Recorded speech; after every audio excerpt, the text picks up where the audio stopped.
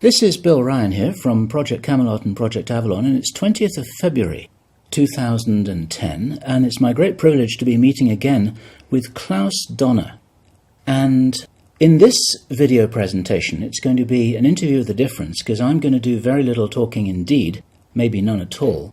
And Klaus is going to be doing an audio commentary on one of his extremely special, unusual, and fascinating slideshows about the artifacts and the various phenomena that he has been researching, discovering, investigating personally all over the world, relating to what I think you could legitimately call the hidden history of the human race. Would you say that that's a good summary, Klaus? That's a very good summary, yes.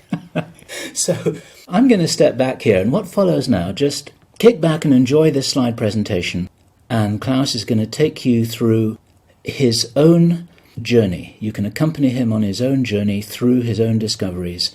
And take it away, Klaus. What are we looking at here? I can see an array of pyramids. What's the significance? The significance is that you can find pyramids all over the world, on each continent. And the question is, when and who did build those pyramids? Why many of those pyramids all over the world are looking very, very similar? Another question is, did there really exist a global civilization? And I think many of our researchers are really telling us that once upon a long time a global civilization existed. But how many thousands of years ago, we don't know. Most of the audience of Project Camelot may know about the story of one stone pyramid building found in 1984, 25 meters under the sea level in Japan, on the island of Yonaguni, which is the southeast Japanese island belonging to the Ryukyu island group. And there is still a struggling of some international archaeologists who are saying that these monuments were done by nature. But my friend Professor Masaaki Kimura did several years since then researches not only on this monument, but also he found several others close by. On the right side down you have a model, and one thing nature is definitely not doing on top of two platforms of this monument.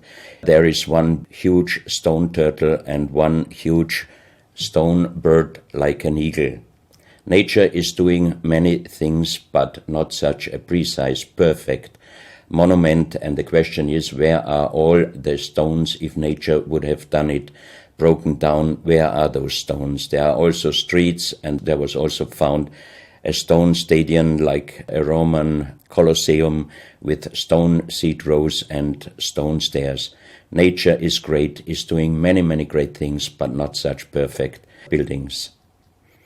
Here you have the huge stone turtle, and you can see also how small is a diver against this big monument. Here you have one street with stairs going up. Here again a very close-up picture just to recognize the size of this huge monument. Here you can see some world maps. On the top, on the right side, you can see the Piri Reis map, which was used already long time before Christopher Columbus came to America. And you can see how perfect this map was already in the beginning of the 16th century, showing part of Europe, of Spain, Portugal, part of Western Africa, and also part of South America. We do not know until now who was able to make such a perfect map already centuries ago. And on the rest of the Piri Reis map, which we do not show on this picture, you can also see the Antarctic without ice. In 1956, researchers found out that the Earth under the ice mass at the Antarctic is exactly like the Piri Reis map was showing. So this Piri Reis map should be at least older than 10 to 12,000 years. But the next question would be, who was able to make such a wonderful world map? On the left side, on top, you see Atlantis, done by Athanasius Walzemüller, and the map is the other way round. He did it the other way round, and you can see the continent between Europe, Africa, and also America. And you can see on the left side down different sides of a huge stone world map. This stone world map was found in 1984 while gold digging in Ecuador in an underground tunnel system with other 350 artifacts which do not really fit any known and existing South American pre-Columbian culture. On this stone map is a natural quartz line, a white one, and this is the front side of the world stone map, and you can see approximately in the Near East, close to Saudi Arabia, you can see an inlay as an eye.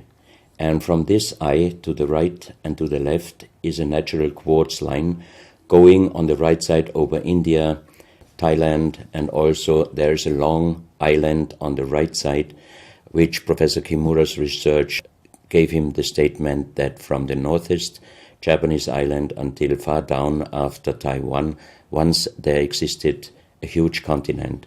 But then this world map must be older than at least 10 to 12,000 years. And here is the back side, and you can see on the right side coming the quartz line passing in the Atlantic, a continent, Atlantis, which in our days does not exist anymore. Then the white line is crossing part of South America, and here you have a close-up, and you can exactly see the Bay of Guayaquil, an inlay going up to north and a round inlay showing exactly the place where there were found those artifacts, and there is also the best quality water worldwide existing. One other very interesting artifact found on the same place in Ecuador is the so-called pyramid with the eye. The eye is an inlay. The stone is gray and white, and you have 13 steps, and it looks exactly like the pyramid with a shining eye on the $1. If you put this pyramid under black light, the eye is shining very strongly, and it looks really like an eye, but not real like a human eye. Here you have a close-up of the eye, and you can see the colors of the inlay. On the bottom of this pyramid, you have the inlay in little gold plates showing the Orion star constellation, and you have unknown writing. The translation of Professor Kurt Schildmann, who was the president of the German Linguistic Association, and he was perfect in more than 40 languages. He was able to translate this writing. He called it pre-Sanskrit because it is older than the oldest writing. And the translation of these 4 letters you can see here, his translation is "the Son of the Creator comes." As we found the same writing on stones in certain countries like Ecuador, Colombia, Illinois, United States, Clausel, France, Malta in the Mediterranean, Turkmenistan, Australia, and in southern Calabria, Italy, just a few years ago. Always there are stones and ceramics, terracotta, with the same writing. That means this writing existed once worldwide, and that means there must have been a global civilization older than Sanskrit, older than 6,000 years. And Professor Schildmann also told me that this writing has a little similarity to the Indus writing and also to the Easter Island writing. And as he said, this is older than Sanskrit. He called this writing pre-Sanskrit. On this stone, you can see on the top the 2 eyes, and then you see the right hand holding the pyramid and putting the left hand on top of the pyramid. That means showing how to use this pyramid with the eye. On this stone you can see an encarving, sitting a man on a stone, holding the pyramid exactly as it was shown on the artifact before. From his eyes are going rays out, and on the right side you see two bowed persons. On his head he has something like a small helmet, and from this helmet goes up like an antenna to a strange object over him. And here you have the photo of the discovered helmet. We could not yet make a metal research or checking what kind of metal was used, but you can see in the center of the helmet that something is missing, and that might have been this kind of antenna which was shown on the artifact before. Another very strange finding from the same place is one big jade cup and 12 little jade cups. As the 12 cups are man-made and each one is a little bit different in size, if you fill them up perfectly with water and you put the 12 cups of water inside the big cup is completely filled. The next strange thing is that you can see on the little cups numbers which are looking like the Mayan numbers, but if you compare them with the Mayan numbers, you find out that there are some little differences. And on the big cup you can see a perfect inlaid star constellation, also showing the Orion and other stars. And inside the big cup it is very, very magnetic, and outside the cup nearly nothing. Professional geologists are saying this is impossible because if a stone has metal particles inside the stone, it must be same magnetic from both sides. Here you have a close-up of the big cup and you can see a perfect inlay of star constellations, and they are shining very brightly if you put black light on it. Here you have some small cups that you can figure out more clearly the style of the numbers inlaid in a strange material also shining under black light. That's another piece, a jade plate with the same star constellation inlay like on the big cup, and two persons facing the sky, and on the next picture you can see that also the eyes of these two statues and the star constellation is shining very strongly under black light. This was once a hard-formed brown stone, changing the color in the center of the stone into black, which usually in nature does not happen. And you can see, if you look very close, you can see a face with closed eyes, with a mouth, the nose, a long beard and long hair.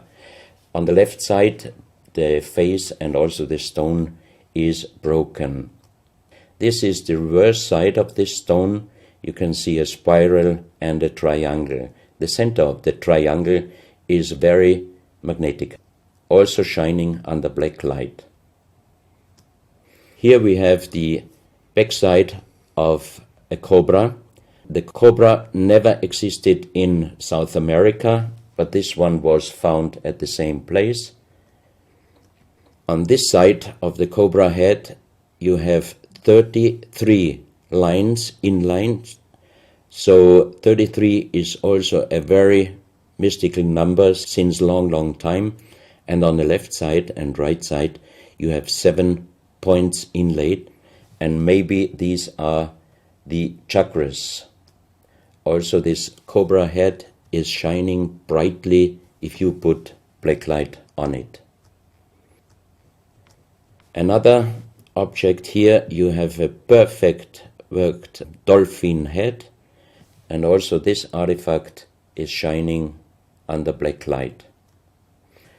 Here you have a kind of stone helmet. You can put this granite stone helmet on your shoulders, or you can lay your head inside it, and the inlay points which you see on this helmet, some experts told me that these points are exactly the acupuncture points on the human head.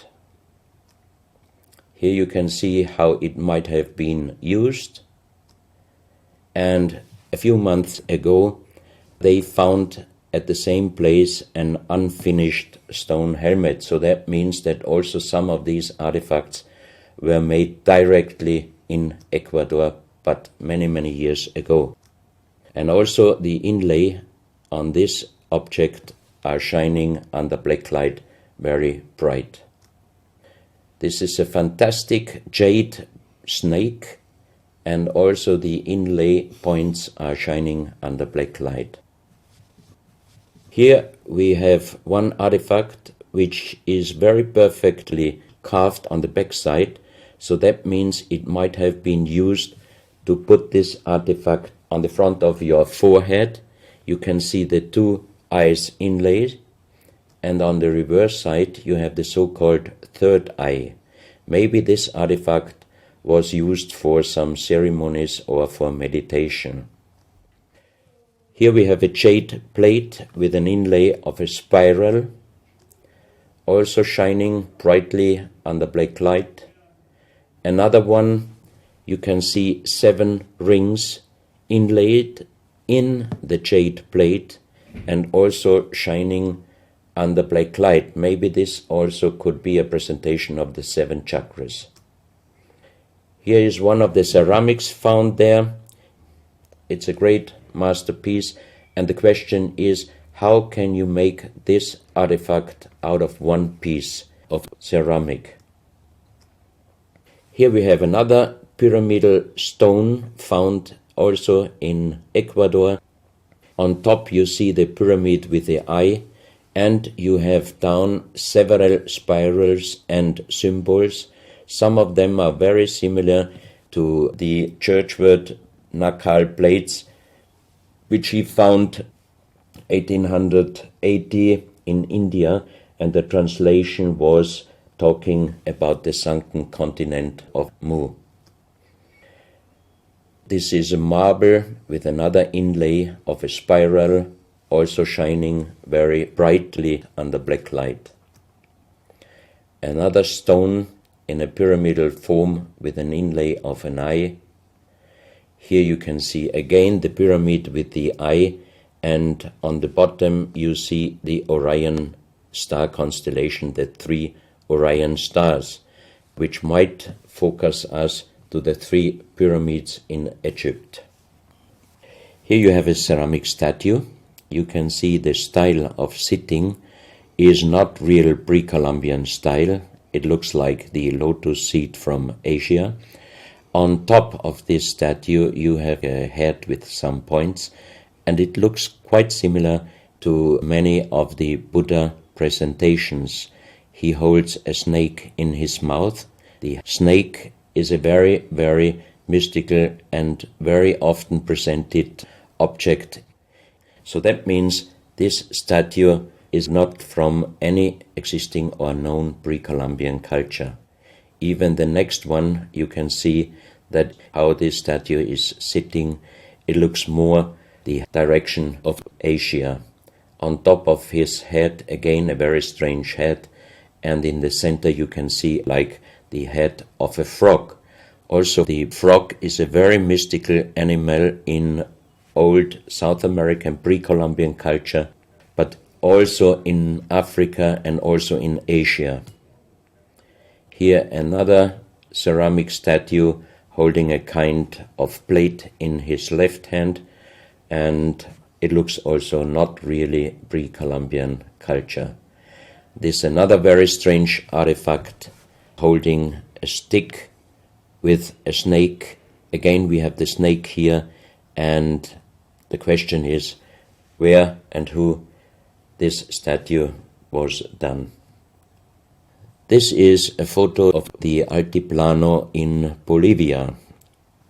Archaeologists and researchers found out that at least before 4,000 years, there was happened a very big impact in Argentina, and the shock wave of this big impact destroyed many stone buildings in the Altiplano of Bolivia.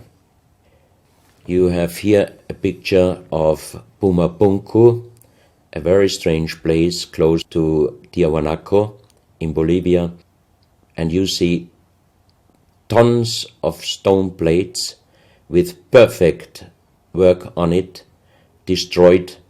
Maybe this was the reaction to the big impact in Argentina. Here you have my friend Giancarlo Bonfanti, Italian researcher, in the center of the so-called Sun Gate in Tiahuanaco in Bolivia, and some researchers write that the figurines on top of this side of the Sun Gate are showing the Venus calendar. Here you have one of the big stone plates from Pumapunku, and you can see how perfect this stonework was done. And the question is, could you do such perfect work with simple tools? Close to this area, they found skeletons with a size of 2.6 meters. And the picture on the top shows you the skull of one of these skeletons, and it looks like it is deformed, but definitely these skulls are not deformed. They are natural style, like an egg. On this photo you see how strong the jaw of those skulls were. This is a front view, and the most interesting photo is this one, because you can see that the top of the skull does not have the 3 plates which we have as Homo sapiens, and that shows us that these skeletons are not Homo sapiens. What we might be able is doing a DNA check and an age dating on these skeletons, because we are very much wondering what kind of humans did exist long time ago and how long ago. On the next pictures I show you some artifacts found close by the real giants, and when I first time got this mask in my hands, I tried to look through the 2 eyes. At that time I didn't know that they were belonging to 2.6 meter skeletons, and I was just wondering, why did they make masks where you can only look out from one eye? But after knowing that those people were over 2.5 meters, I could imagine that their skull was of course bigger than our skull, and that's why these masks were for us oversized. That's another mask from Bolivia, another one with very wonderful encarving, many spirals and many symbols, which we also found in many other cultures. This is a very heavy stone figurine, and again here you can see on the top the head of a snake going down on his backside. This is the reverse side. You can see again the snake. So that means the snake must have been a very, very important animal in the past of our history. Here you can see a stone flute. The strange thing is that the vibration of the sound of these stone flutes is exactly the same as our brain waves. So that means maybe those flutes were used for meditation or for healing purposes.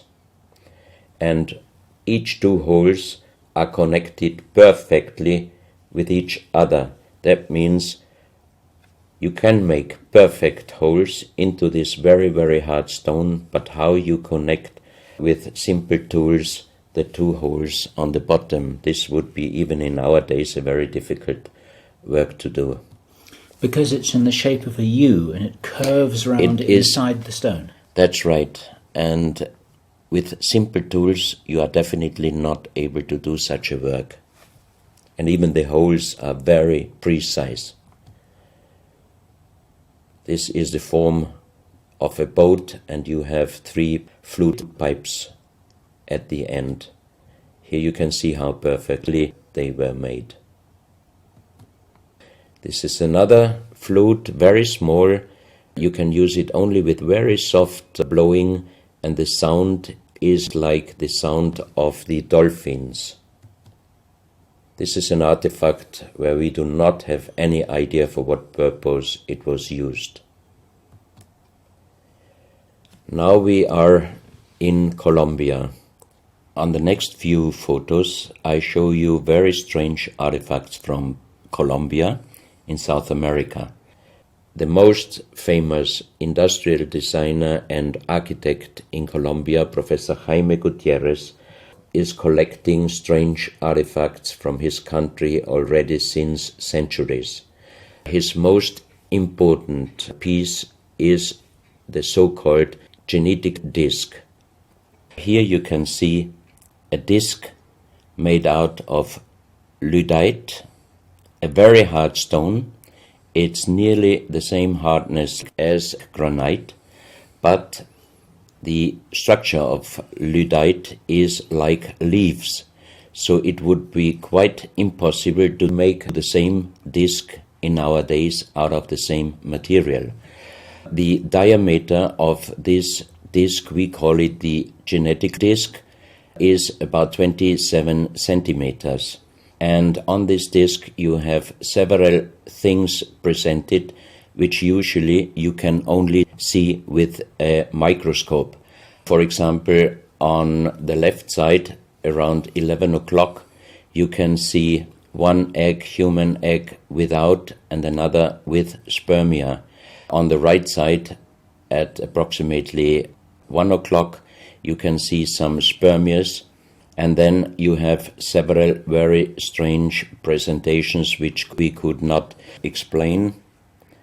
But here on the left side you have a microscopic photo from the inside of a lady done by a Swedish photographer, and you can see that the egg without and with spermia looks exactly like the presentation on this genetic disc. On the reverse side you have on top several presentations of fetus in different size, different age, ending up with looks like a little child. You see also at the end of the plate around 6 o'clock female and male, and also on the right side around 9 o'clock you can see the presentation of man, woman and child. But the strange thing is how they present those human-like heads. Here you can see a knife done by the same material, lyddite. On top of the knife, on the handle, you have mother's head. Beyond you have the child's head, and the umbilical cord is going around the neck of the child. So that means this knife would have been used to cut the umbilical cord, saving the child's life. This is a close-up mother, child, and umbilical cord. This is an instrument. It might have been used for helping the child coming out, leaving the mother, when there were some complications. And it is also made out of the same material, lyddite. You have here the vagina and the child's head coming out, and on the reverse side you can put only your thumb inside.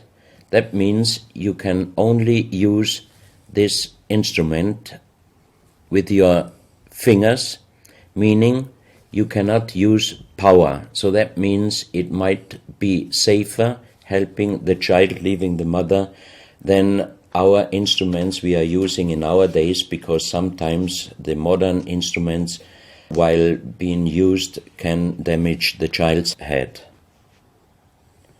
This, we think, is a medical instrument. It is also lyddite, and it's a perfect form. Another one, and these are other ones, they are very much smaller than shown on this photo. And when we did a material check in Vienna, the most expert worldwide checked those pieces. First of all, the material. Each one is done with lyddite, and the form itself, he checked them, and finally he said, I cannot tell you how they were done, who did they make, but the only thing I can definitely tell you, from the same material in our days, we cannot make the same instruments. So how old they are, we do not know, but as they were found in Colombia, and they do not fit any existing pre-Columbian culture, we must consider that those artifacts are at least older than 6,000 years. But we cannot explain what kind of technology they did use to be able to make such instruments and such tools made with lyddite. You can see each piece fits exactly every kind of hand, never mind how big the size of the hand was. Each instrument, each tool fits exactly each hand which was using those instruments. This face looks a little bit like the Maui, the big stone statues from Easter Island. Here you have a close-up. This, in joking, I call it the dentist chair. Perfectly done, but again, same material, lyddite.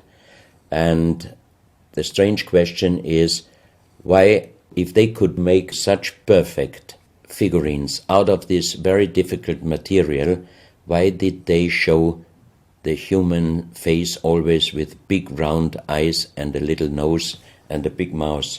There is no real explanation possible.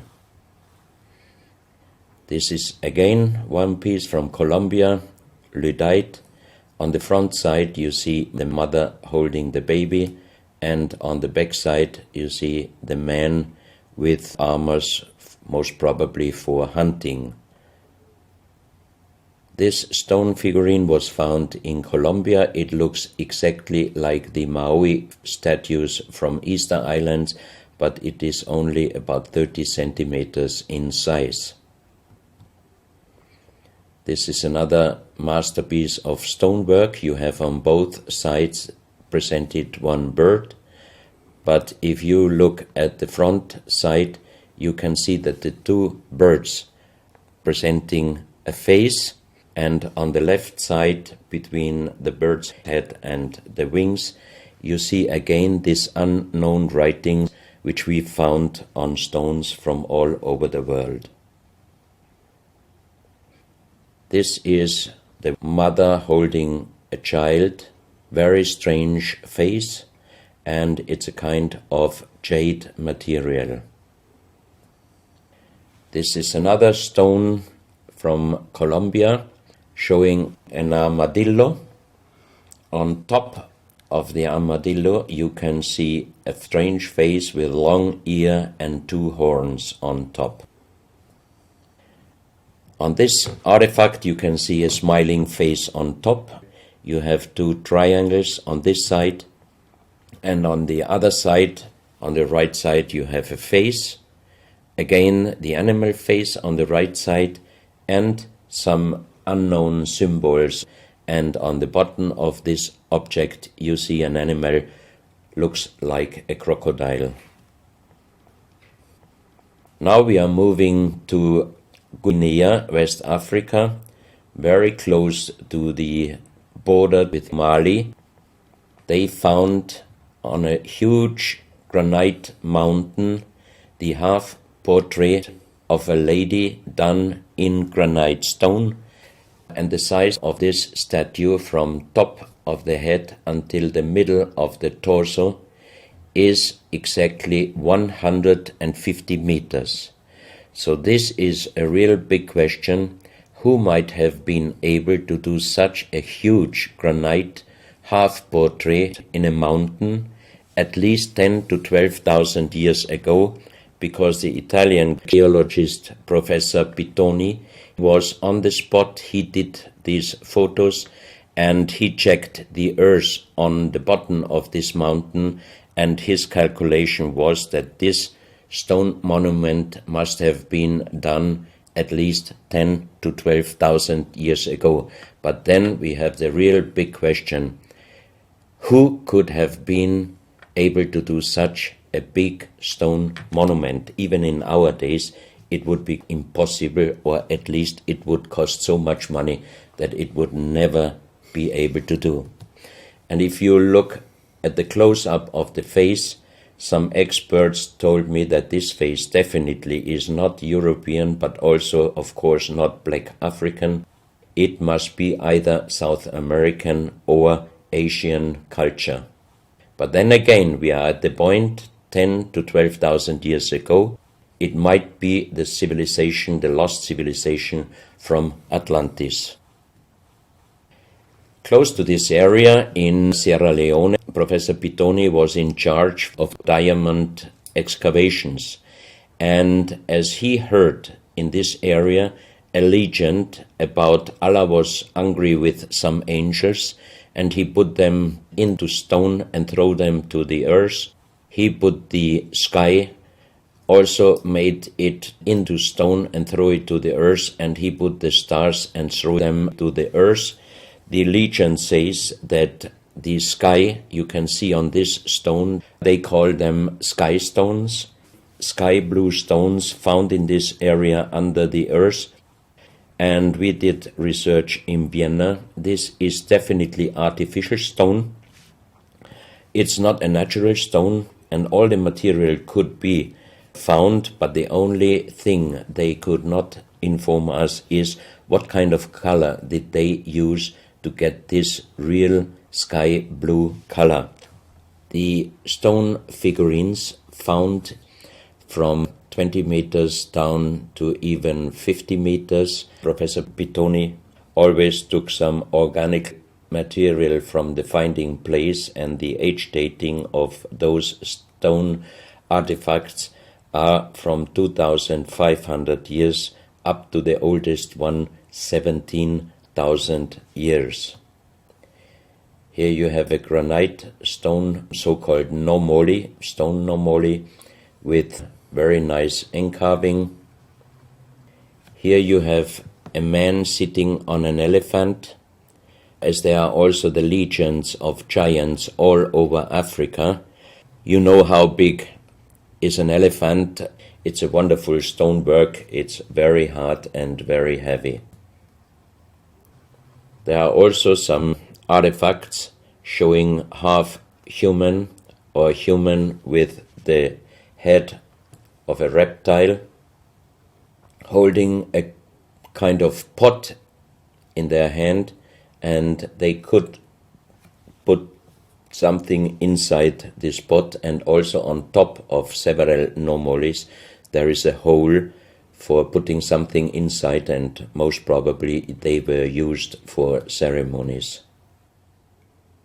Here you have a kind of animal. It looks like a dinosaur, and when Professor Pittoni found this statue, it was making a strange noise. So he opened the statue, and they found inside the small black ball you can see on the bottom of the statue, and this was iron material.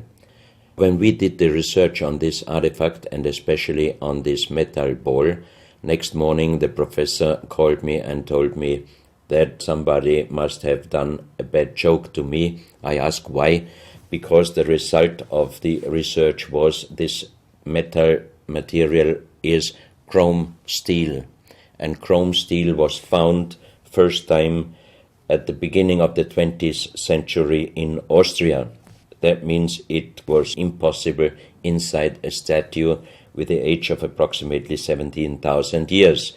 But when I called immediately Professor Pittoni, he was laughing and he said, I'm a geologist. If a statue is making a strange sound, I do not open it just right away, but I did several X-rays, and you can see here on the right picture one of the X-ray photos, and you see that inside the closed statue already the round ball, the chrome steel ball, was existing. On this X-ray photo you can see exactly, and also Professor Pittoni saw that this statue in former days already was opened but perfectly closed again, and he called a specialist who opened it exactly concerning this photo, the small stone ball which was closing the hole inside, and you can see that the metal ball was already existing. Some of you might have watched several pictures, photos on the internet of giant skeletons found in desert, in India, in China and other places. Most of those photos were competition photos to present Photoshop.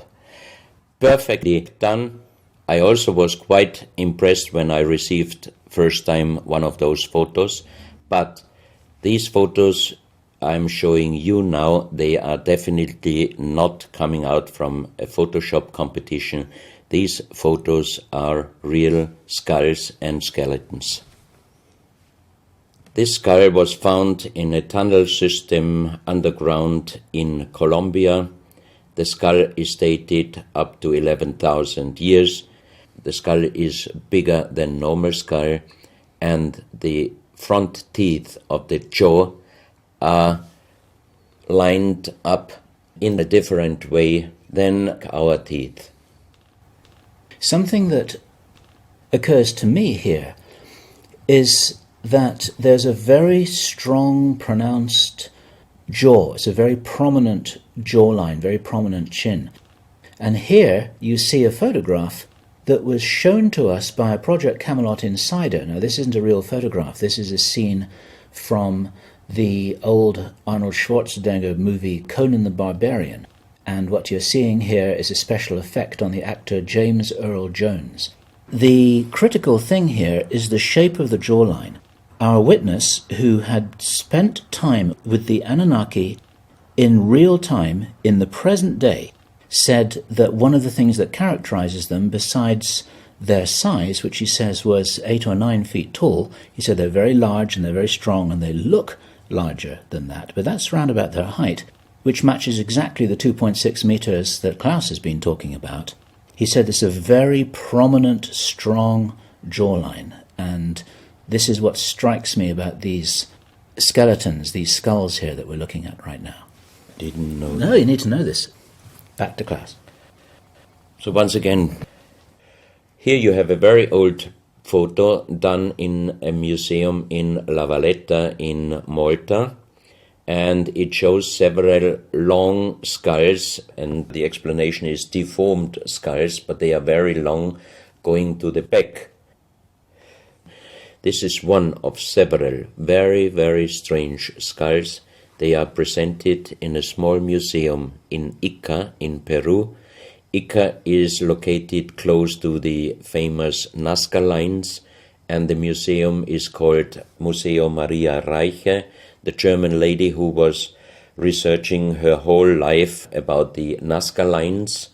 And in this museum you can see the most strange skulls I ever saw, all found in this area close to the Nazca lines. So the question is, what kind of humans were living there, and how did they get those skull forms? And especially this one, definitely several doctors and experts told me it would not be possible to create such a kind of deformation, because through deformation you do not get the double bone material on the skull, and on this skull even you have particles of the skin and hairs, and I think it would not be difficult to do a age dating and especially a DNA analysis of this skull. On this picture, I show you some legendary skeleton forms of giants.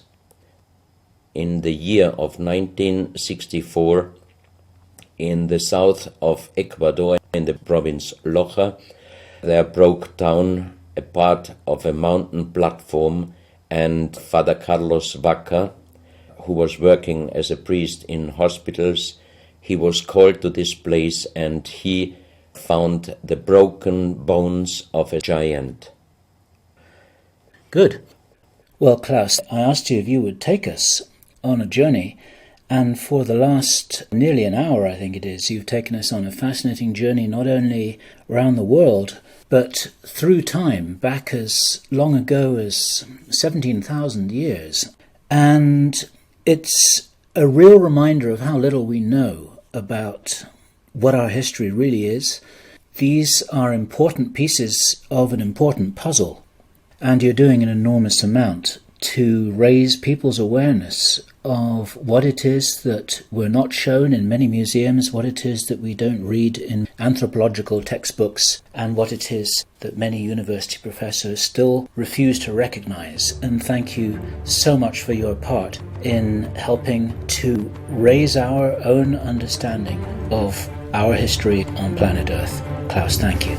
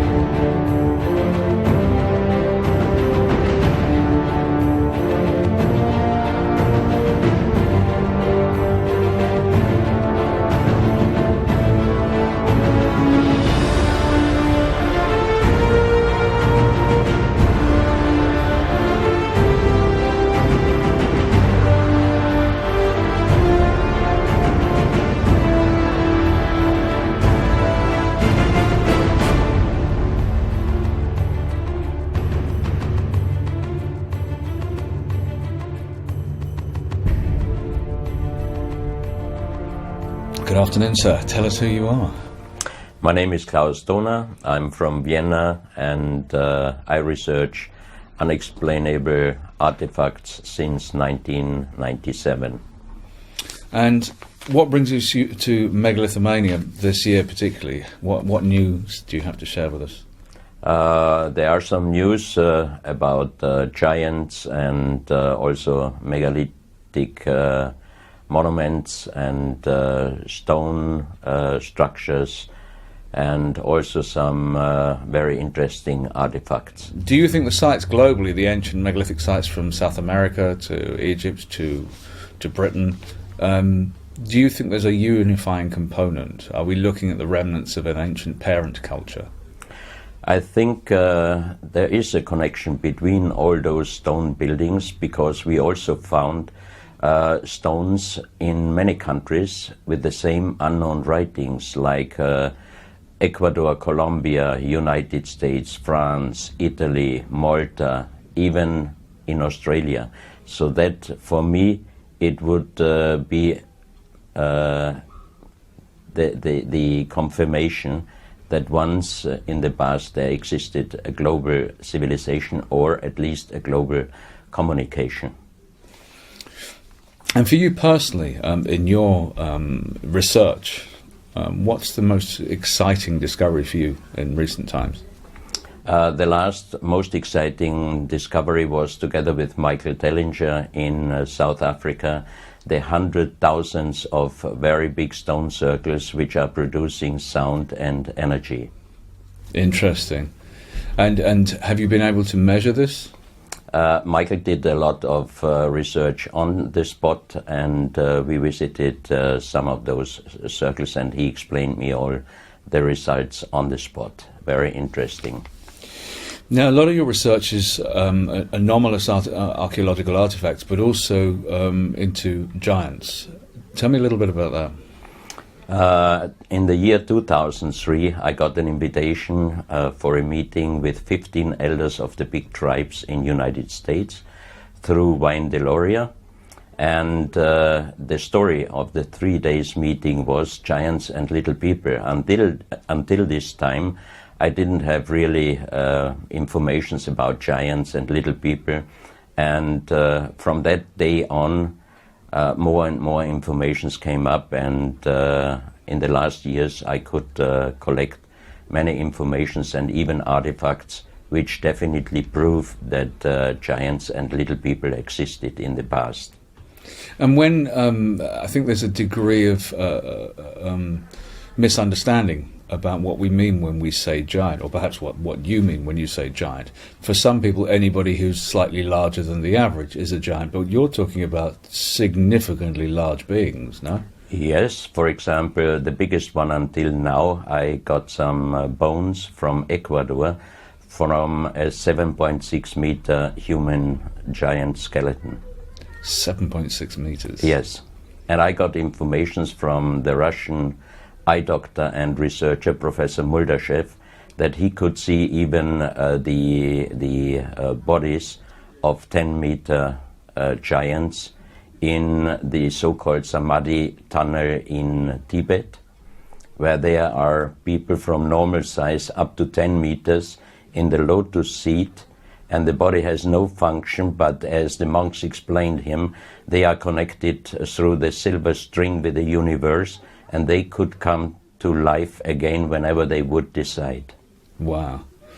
And I remember speaking with Brian Forrester. There seems to be a thread running through with red-haired people. The red-headed people, tribes in Africa, the red-headed in South America, that seem to be connected, some with the elongated skulls, some with certainly very ancient tribes. Do you find that there's a red-head component with some of these giants? That's what I cannot confirm, because until now we don't have any real fact on this.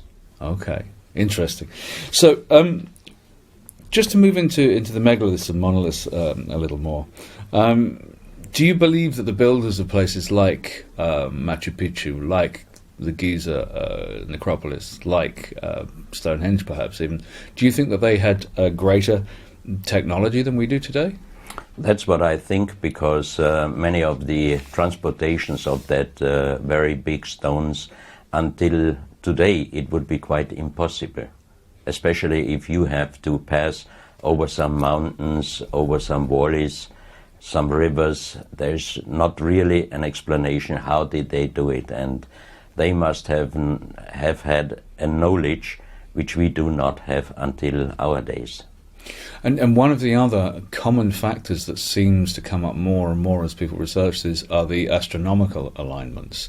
It seems that these ancient peoples who built these sites had more than a rudimentary understanding of the stars, of astronomy, and indeed of how to align. What do you make of that?